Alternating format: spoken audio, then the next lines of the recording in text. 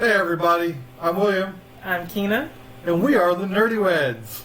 And today we are doing an update about our game collection. So we have shown you guys all of our games on our shelves a few videos ago.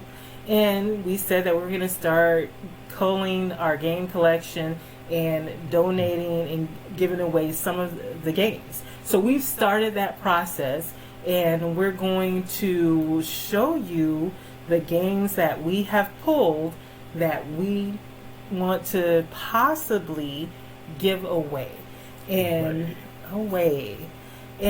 some of the games we definitely know we want to, give away, and some we think we need to play them one more time before we make the final decision. So we're going to have a few videos over the next couple of months where we show you those games that we've pulled out of our collection and let you know whether we're going to definitely give them away or if we're going to play them first.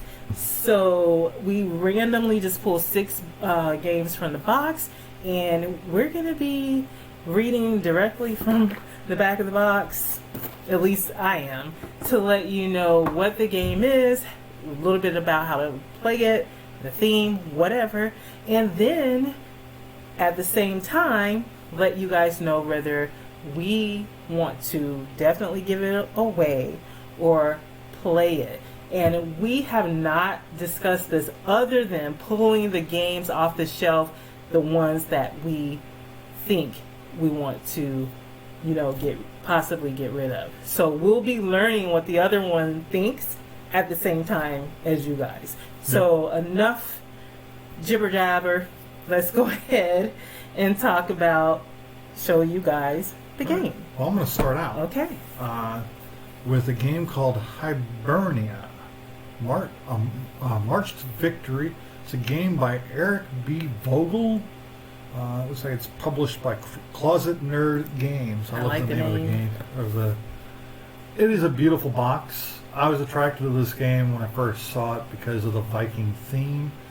It still excites me because it is a beautiful bit of art on the front of the box. And Hybernia, it's all a bunch of Viking references. And the back of the box states, long ago in ancient Ireland, the chiefs of the 4 kingdoms vied for control of the land.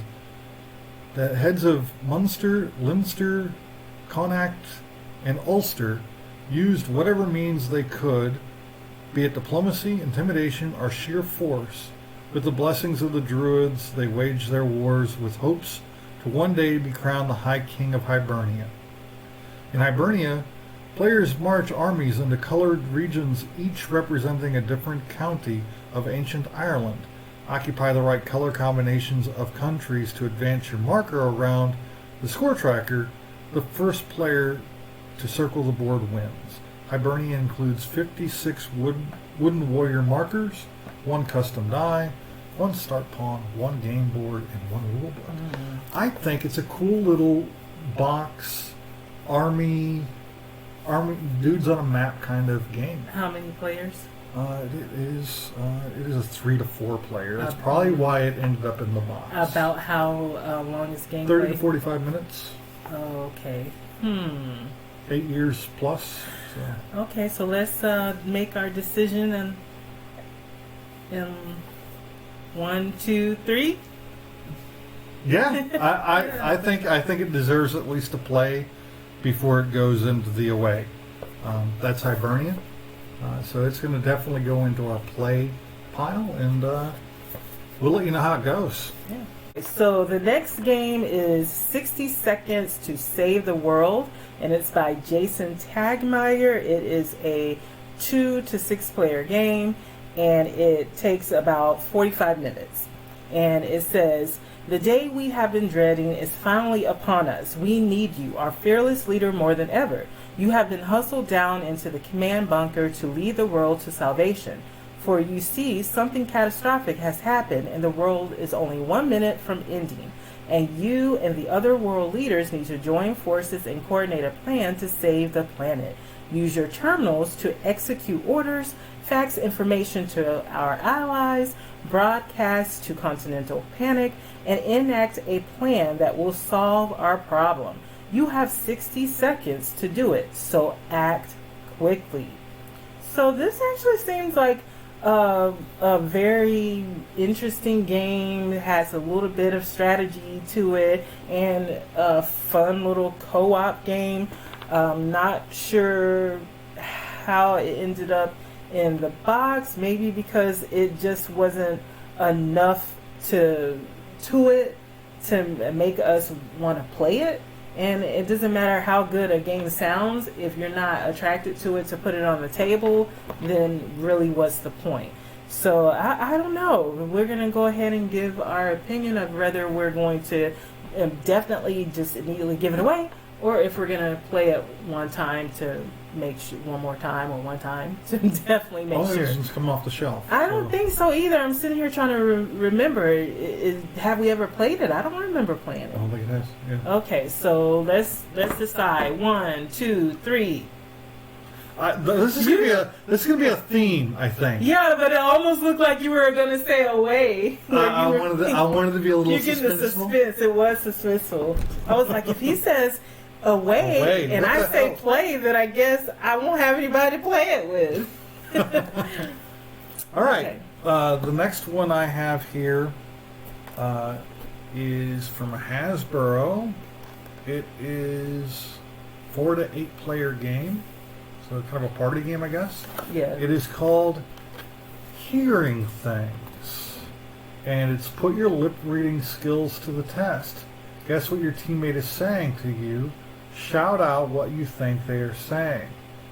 And the card here, for example, reads, I like your pants, and the guy is screaming, I hike in France? So it is essentially a pair of sound-canceling headphones that you put on.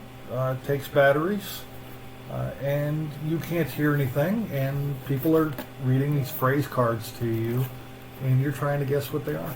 Okay, so let's decide in 1, 2, 3.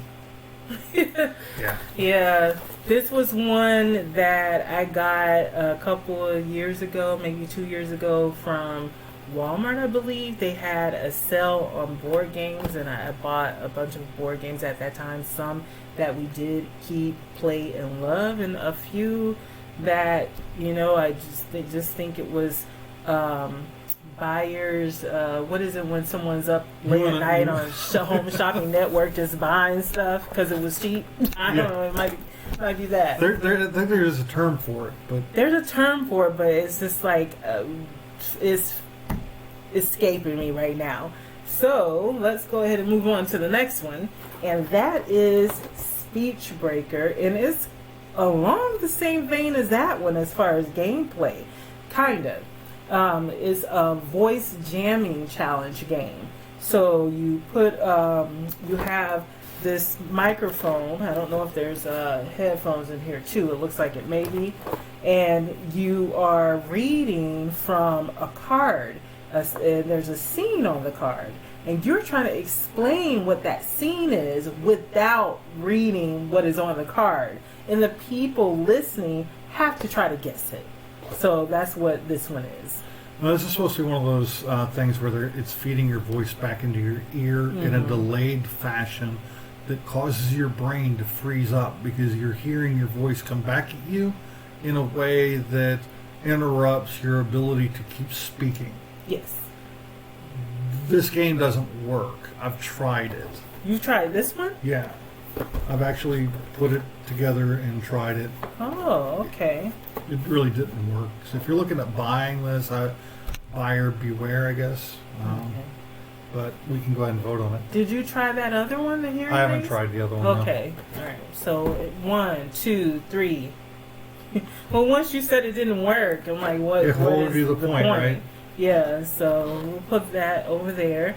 And with that hearing things one, even though we said away, that is one that I think would be really fun to do as a challenge on the channel, like during a live It would actually. So would that other one if it worked. Yeah. But if it doesn't work, what's the point? But that one, that the hearing things one, we don't necessarily need that. We can put on our own headphones that we have. Sound-dampening headphones, yeah. So I think that would be good to just give away, especially since it hasn't been opened. Yeah. It can give to someone who would have more fun with it than us. So what's the last one you've got? My next game is Ancestry. And this game is a 2 to 6 player game. It takes about 20 minutes for the gameplay. And it is by Calliope Games. So that's what I have on that. So the back of the box, it says, it's late at night and you're in the historical archives proving your rivals that you have the greatest lineage of them all. Over 3 rounds, you'll choose and pass tiles revealing ancestors from around the world and joining them one to another. Match leaves, hearts, and blossom Match leaves and hearts to blossom relationships, cultivating the wealthiest and most powerful family tree. Branch out and win by sprouting generations, amassing wealth, and celebrating marriages. Show everyone that your family is the best of all time by growing a legendary ancestry.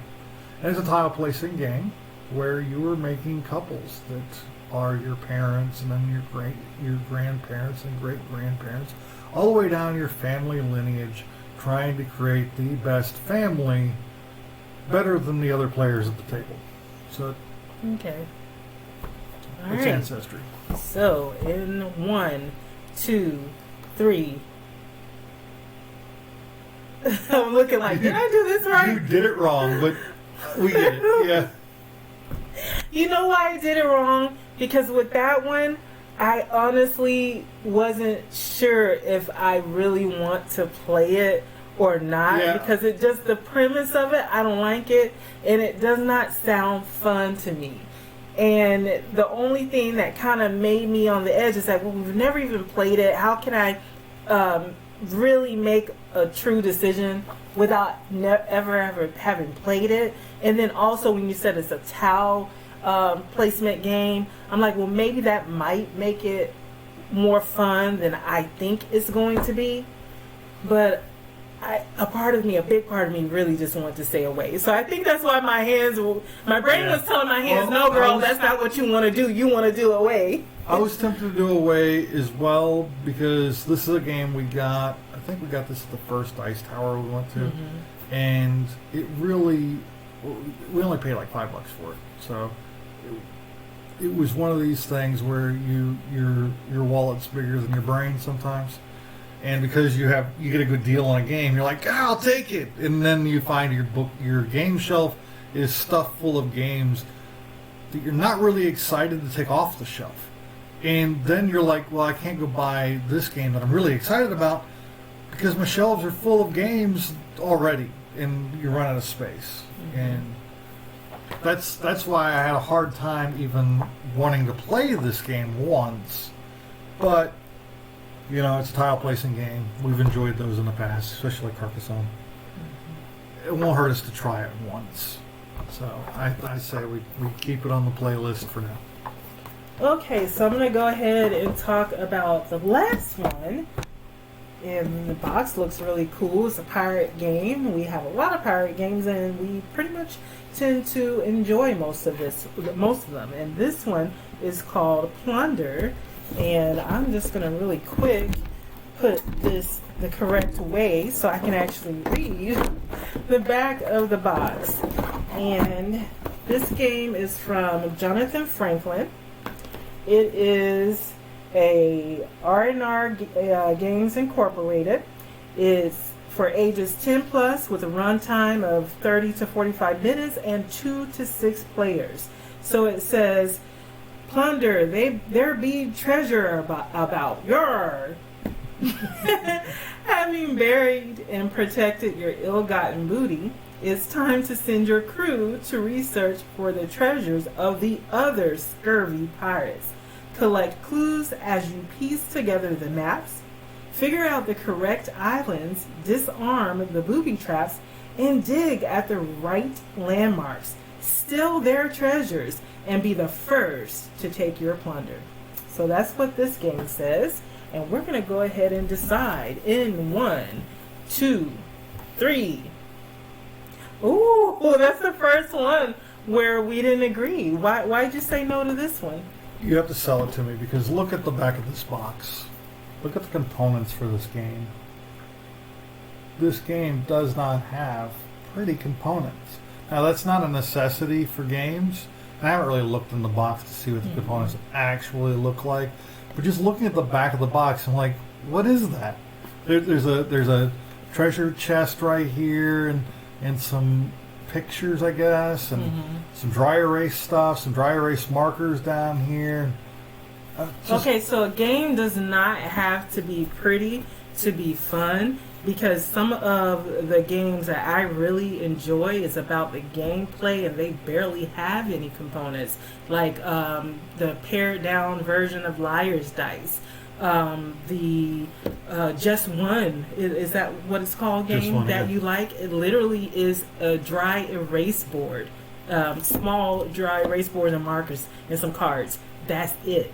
So they did a beautiful job on that box. They did a beautiful job on the box, and when you really listen to the gameplay, you have to collect some clues and piece together your map. So there's probably some hidden complexity in there, and that you have to think ahead to be able to outmaneuver the other players. And there is that element in there of the take that, because you're trying to steal their treasure and stop them from stealing yours. So there's a lot that's probably going on in this game that you have to actually play it to see if it's fun or not, or if it falls flat.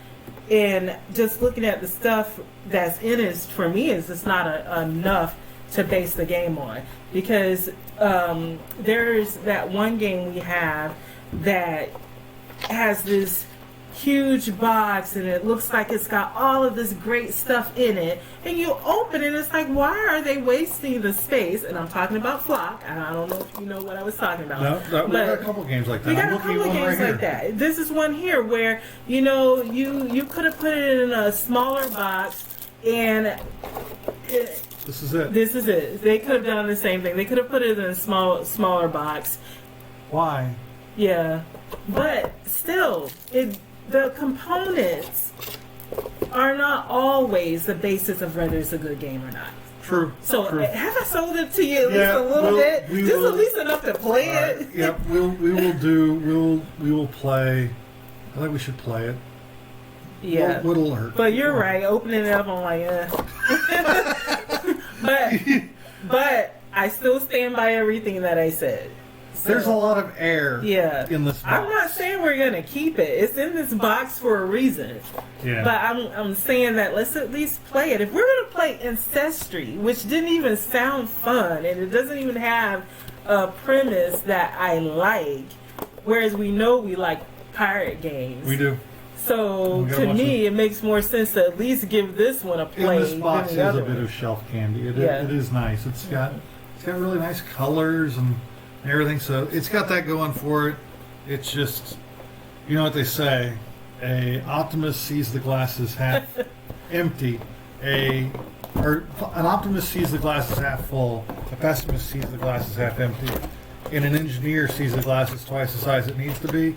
This box is like 5 times the size it needs to be for what it has in it. I mean, the rule book is, you could have printed this on a half of like that much. You could have printed it. You could have made the box this big. And this could have been two-sided. Could have been two-sided. Or folded. Or folded, yeah. Now this, if we ended up This is probably the only reason it's got the box this probably size. so. If we ended up keeping this game, which I don't know, because it's got a lot going against it, the main thing being his attitude. But if we do end up keeping it, I would upgrade this and actually put one of those wooden boxes from like Michael's that looks like it's about this size, and it looks like a little treasure chest, and I would put that in there. There's plenty of room in the box for it to go in. What's in the box? Booty, baby. My booty. Booty don't fit in that box. Nope. So that's Plunder. That's the last of the 6 games. So out of the 6 games, we are going to play 4 of them. Yeah. So yeah, you were trying hard to make it half and half because you did not want that Plunder. Ancestry I came didn't close want to. Ancestry came close. Ancestry might actually go into the box and not even get played because it's just and the artwork is kind of. I don't know. It isn't a pretty game. No. Some people say it is, but I look at it and I'm like, this isn't very pretty. So yeah, we'll do an update on all of that, and we will eventually do a video with a box of stuff that we have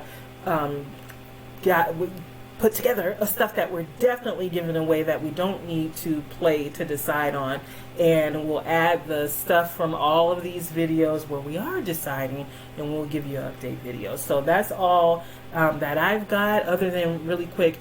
When we do that video of the stuff that's definitely being given away, we'll let you know the things that are being donated and the things that will be given away as prizes in upcoming months on this channel. So now, for real this time, that's all I've got. That's it. So don't forget to like, comment, and subscribe. I'm William. I'm Keena. And we are the Nerdy Weds. Stay nerdy.